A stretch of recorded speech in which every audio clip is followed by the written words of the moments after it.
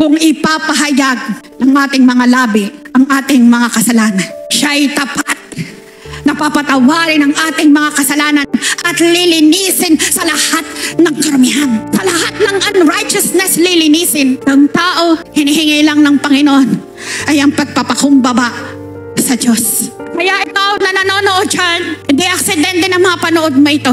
Hinihingi lang ng Lord na lumapit ka sa Kanya. Isuko ang buhay mo sa Panginoong Jesus. Dahil gaano man karami ang iyong kasalanan, handa ng Panginoong patawarin ang lahat mong kasalanan. Sabi ng Isaiah chapter 1 verse 8, halikayo, gaano man karami ang iyong mga kasalanan, handa kong patawarin yan at gagawing busilak sa kaputian. Gaano man kalaki ang ating mga kasalanan, kayang ipatawad ng Panginoon. Gaano ka man kasama sa paningin mo, wala kang kwenta sa mundong ito.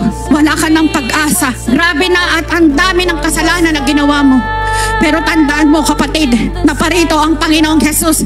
Hindi para sa matuwid, para sa mga taong makasalanan, para ang tao ay makatanggap ng kaligtasan na nagmumula sa Panginoon. Glory to God!